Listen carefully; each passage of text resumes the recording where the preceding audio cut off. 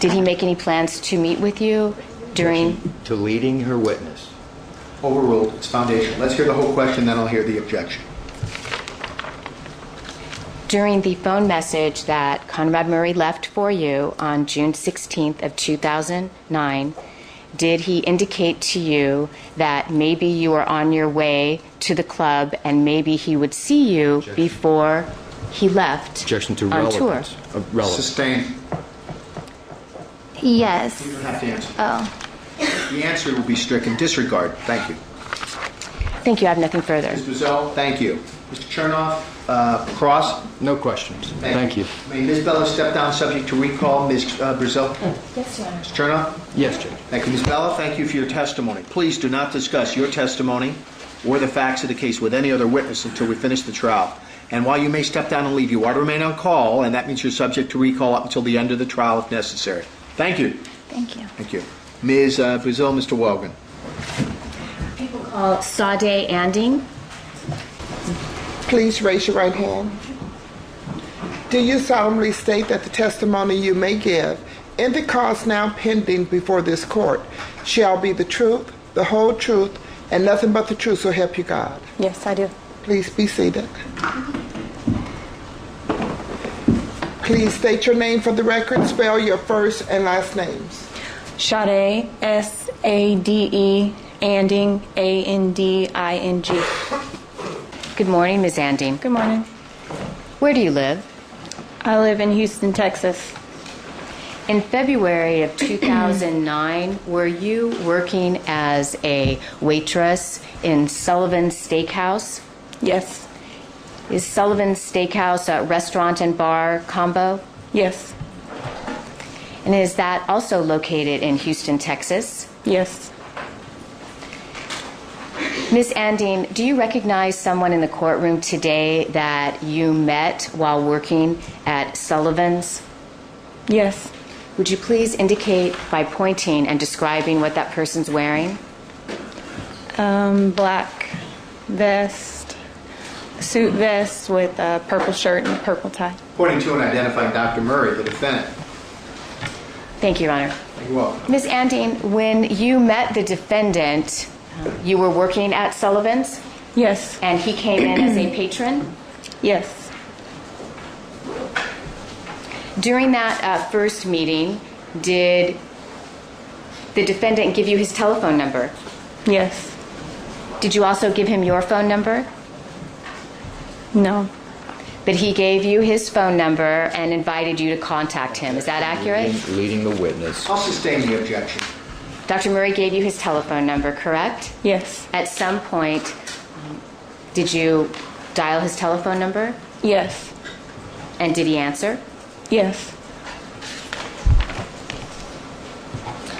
After that first meeting and your telephone contact with Conrad Murray, did the two of you spend time together? Yes. Did you also communicate with him by calling him on his telephone? Yes. Did he also contact you by calling you on your cell phone or a telephone? Yes. Did you ever exchange text messages with him? Yes. So he would text you and you would also text him, correct?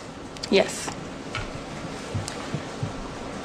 Ms. Anding, from the time you met in February of 2009 until June of 2009, did you maintain regular contact either in person or through a telephone with Conrad Murray so that you got to know each other better?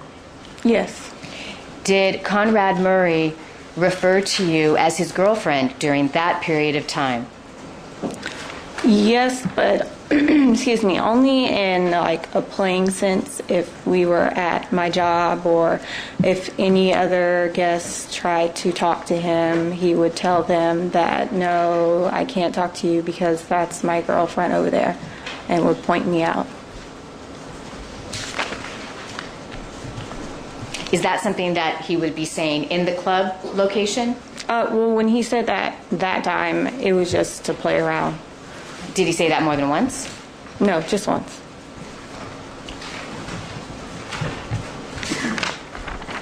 turning your attention to June 25th of 2009, did Conrad Murray call you that day? Yes. And where were you located, in Houston or somewhere else when he called you? Houston.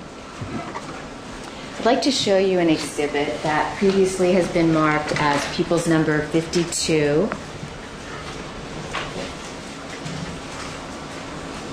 Thank you, Ms. Benson. Ms. Anding, directing your attention to the exhibit that is on the overhead projector, do you see your phone number 832-366-3832 displayed on this exhibit? Yes. Was that your telephone number on June 25th of 2009? Yes. And you reviewed phone records or looked at records prior to coming to court today indicating that that call placed by Conrad Murray to your cell phone occurred at 11:51 a.m. Is that accurate? Yes.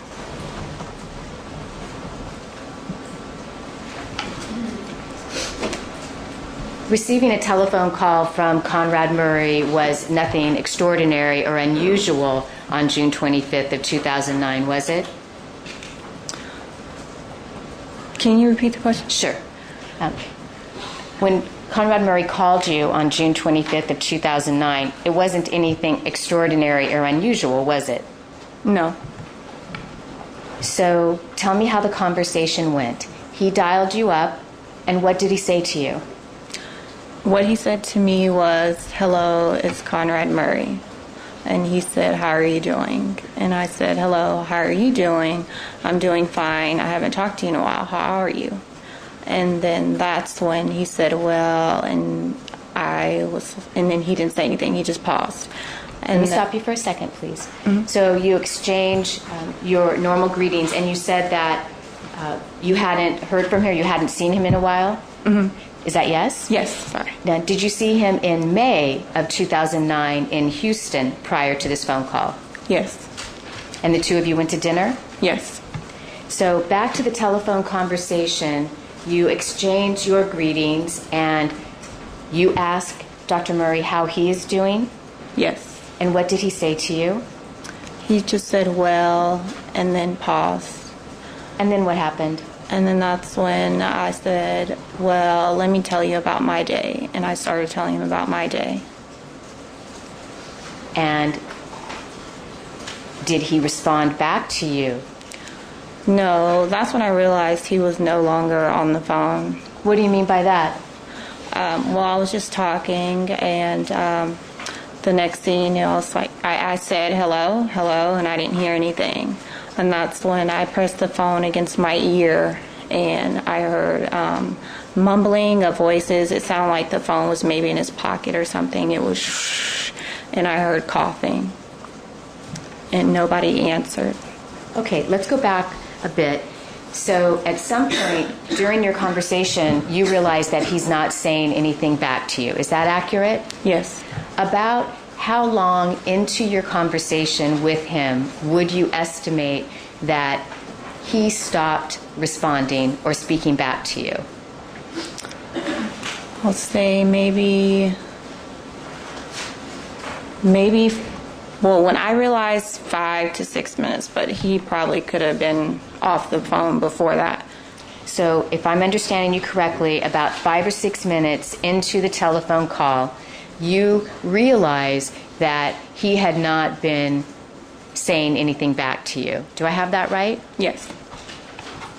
So you told us that you pressed the phone closer to your ear and you heard sounds that made you think that the phone might be in his pocket or something? Yes. And describe the coughing sounds that you said that you heard, please. The coughing sounds I heard was more of Did you recognize any voices? No, it was the phone, I couldn't really hear as much. I just heard mumbling. You heard mumbling? Is that Yes. Did you recognize the mumbling to be from Conrad Murray's voice that you recognize, or some voice that you did not recognize? I didn't recognize the voices at all. And you indicated to us that you kept saying, hello, hello. Did you say anything else in the phone besides hello, hello? From what I remember, I said, hello, hello, are you there? Hello. And you repeated that phrase or those words several times? Yes. Did you ever receive an answer from Conrad Murray to any of your questions or statements of hello? No. What did you do next? I hung up the phone and I tried calling back and there was no answer. I tried calling back again, no answer. I tried texting over and over and no reply.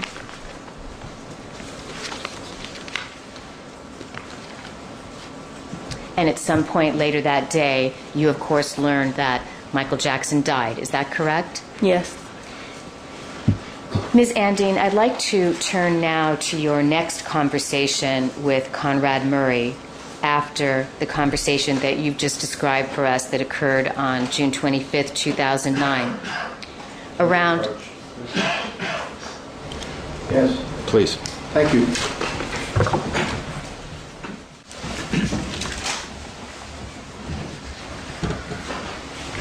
Ms. Brazil. Thank you, Your Honor. Ms. Andine, as I was saying, around July 23rd of 2009, were you notified by your father that LAPD detectives were in Houston and would like to speak with you? Yes. Once you learned that the police from Los Angeles had arrived in Houston to speak with you, did you contact Conrad Murray? Yes. Did you call him on his phone? Yes. Did you speak with him? Yes. Did you tell him that the detectives from Los Angeles were present and wanted to speak with you? Yes. What, if anything, did Conrad Murray say to you when you gave him that information? Objection, Judge. Thank you. The objection will be overruled. You may answer, ma'am. He told me, why are they calling you? I'm so sorry that they're contacting you and, now you're in this. I'm going to give you my lawyer's number. Call him and make sure before you speak to LAPD you have my lawyer present. Thank you, Ms. Andine. I have no further questions. Ms. Brazil, thank you. Mr. Chernoff, cross, please. Ms. Anding, it's nice seeing you again. Nice seeing you too. Let's talk about the phone call that you had with Dr. Murray on June 25th, okay? Yes. You said that you heard mumbling.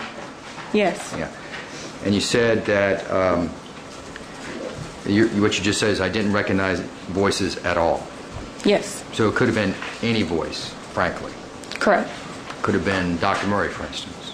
Correct. Okay. You had asked to estimate the amount of time that had gone by before you started realizing that Dr. Murray wasn't paying attention.